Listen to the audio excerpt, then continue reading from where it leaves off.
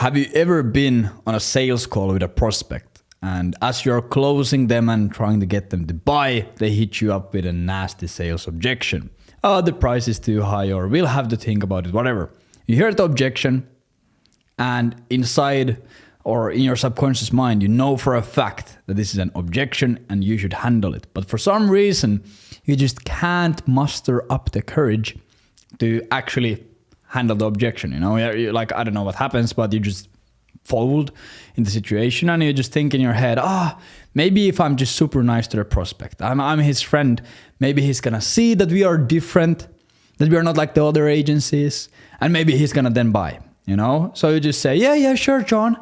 Just think about it. I'll send you an email follow-up. Just let me know if you want to buy it. Talk to you later, yada, yada, yada. And the call ends. And on the outside, on the surface, you think, that was great. That was really good. Relationship building. They are going to buy it because I was a super nice dude.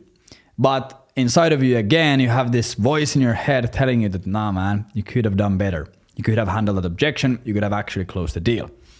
If you clicked on this video, you probably have been in that situation. Otherwise, you probably would have not clicked. I don't know, but we are going to be talking about objection handling. I review a lot of agency sales calls. I work with a lot of agencies.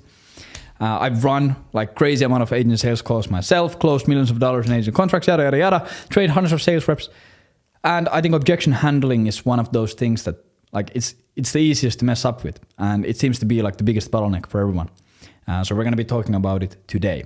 And also before we get into it, I of course want to mention, if you want to scale your marketing agency and work with me one-on-one and scale to $30,000 to $50,000 a month, go check out this video from the link in bio on how everything works and go book a demo call with me and we can see if it works for you or if it's a fit for you to work with us. And we guarantee if you don't add at least $10,000 in new monthly recurring revenue in 24 weeks, you get a full refund. So go book a call with us.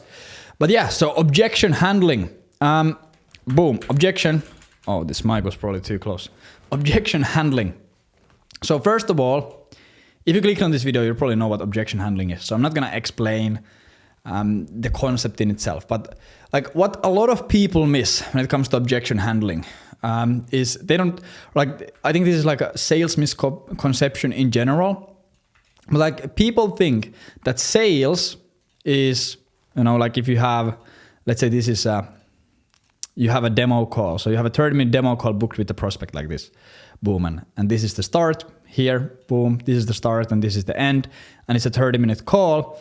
And then for the first 20 minutes, you spend pitching and selling and doing whatever you do. And then at 20 minutes, you have pitched your service and the prospect tells you no. Boom. They tell you no. We don't want to buy this. We have to think about it. We have to talk to another business partner, or now it's not the right time, or whatever. They tell you no for some reason. A lot of people who are not experienced in sales think that, okay, this prospect didn't close, I'll close the next one, whatever. Or maybe they'll come back. But my sales pitch was great. I was a great salesperson here. Or in worst case scenarios, what I've seen also happen is a prospect tells them, no, we don't want to buy this because the price or whatever. And they start telling themselves and all their friends, the prospect was unqualified. They were broke. They were stupid. They were a dumb prospect. I didn't want to work with them anyways. They start coping hard as hell. But what you have to understand, this is pretty much like the base fundamental thing that you have to take away from this video, is the moment you get hit with the first no, this is the moment where the actual sales starts. Like everything up until this point, booking the call in, doing the discovery call, doing the demo call, doing the pitch. Like, you can for sure have a massive impact in the process if you're good. But this is really where the selling starts. Like I can train a monkey to go through a slideshow. Like that's not hard. Where really the sale starts is when you get the first no. And yes, like 1 out of 10, 2 out of 10 times, you're going to have scenarios where the prospect it's like a slam dunk deal. Boom. The prospect comes in, they're super warm, they're buying temperatures really low. And they buy without objections. But those are rare. You shouldn't be banking on those deals alone. Those are rare. They are unpredictable. Where really the money is going to be made is when you understand that, hey, this is where the selling starts. And when you get the first no, you actually, that's what happens. So a big reason why a lot of people don't like objection handling, or why they fold under pressure, is because they don't really understand their role or their importance of the salesperson. No, like they are in a call and they get an objection, boom, and the objection is, for example, this is out of our budget. The first mistake they do is they take this at face value. What you have to understand is prospects often lie to you. And they don't lie to you because they are assholes. They lie to you because they just don't have enough of information. And this is like an easy way to get out of the situation. So it's natural that when someone tells you, for example, that they don't have the budget, it is really natural for you to feel that, okay, I don't want to start like handling this objection, or I don't want to try to close the deal anymore because it might feel pushy or sleazy or aggressive. And 100% again, I agree with you. I'm not a massive fan of like high pressure sales or like these manipulative sales tactics. I really rarely do that stuff. And shit, my flux is going off. How do I quit this? Boom. Okay, now way better. So I'm really rarely like a fan of that. I don't do that stuff in my own course, and I don't recommend you do it either. But your job as the salesperson is to help them make an informed decision. And in a lot of cases, the prospect tells you no because they don't have enough of information, so they make an uninformed decision. Like for me personally, like I don't care if they say yes or no on the call. You know, like these are completely fine. Like if they tell me this is not actually what we're looking for, we don't have the money for this, it's not the right time, I do not care. That's completely fine by me. It's actually more common that I tell them no. It's completely fine if they say no, but as long as like they just need to say no, or they need to like decline the sale or tell you no because, or like based on an informed decision. They have to make an informed decision, yes or no. If they just tell you no because they are not sure how this works, or they don't fully trust you, or they don't know if this works in your niche, or there's some unclarity or confusion. If they tell you no because of that, you didn't actually help anyone. Like they just were forced to say no because they couldn't say yes because you didn't explain them all the information. Yada, yada, yada. So what you have to do is, like a really easy way to look at it is, every single prospect has something called the buying temperature. You know, for some prospects, the buying temperature is going to be higher. Boom, it's going to be here in the ceiling. And for some prospects, it's going to be lower, you know? And it's determined by how skeptical they are and how trusting they are and different buying personality, etc. Like if someone has been like burned by a lot of agencies and they have gotten like fucked over multiple times, their buying temperature is probably extremely high, you know? It's really hard to close them. And if someone is like super confident in their service and they have a lot of good experience and all this stuff with other agencies and they're just risk averse and all this stuff, like their buying temperature is really low. They're going to be easy to sell. But everyone's buying temperature is going to be somewhere. And what you have to do is when the sales call starts, or when the sales process what am I fucking trying to write here? When the sales process starts, certainty. I just changed the sensitivity on my mouse, so I can't write. But there's going to be certainty.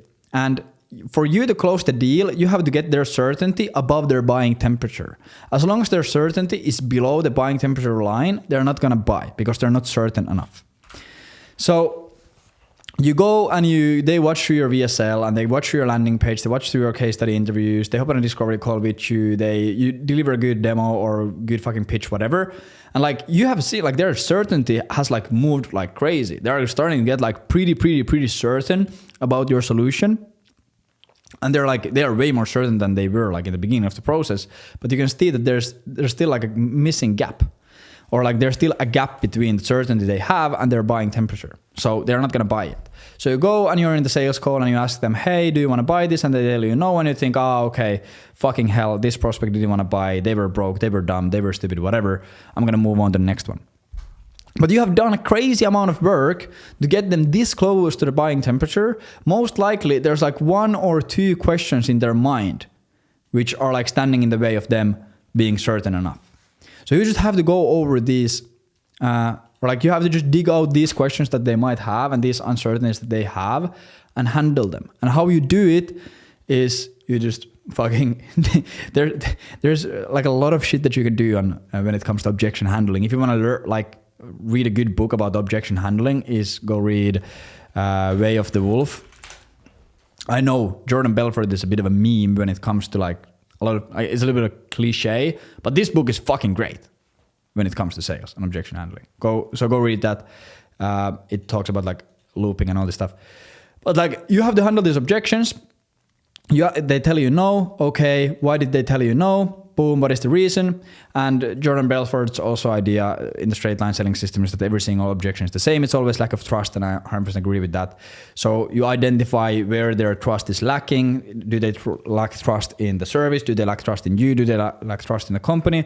You loop them through more information, you handle the objection, and you ask for the deal again. And again, in a lot of cases, you're going to get a no second time and third time and fourth time and fifth time. But every single time when you go through the loop, an objection handling loop, and you provide them a bit more information, you handle an objection that they have and ask for the deal again, their certainty is always going to increase unless you massively fuck it up. Like you can also say something super wrong. Like if the prospect is like really, really scared and like they have been burned multiple times, and you like say in the objection handling process that, yeah, like most likely this doesn't work. Like if for some reason you said that, like their certainty will probably fucking drop here. But like as long as you don't say something stupid and you keep providing them more information and increasing their trust into and their certainty into your product, service, and company, it's going to always increase. And every single time when you handle an objection, you ask for the deal again, and at some point it's going to be here, hit the line, and they're going to tell you yes.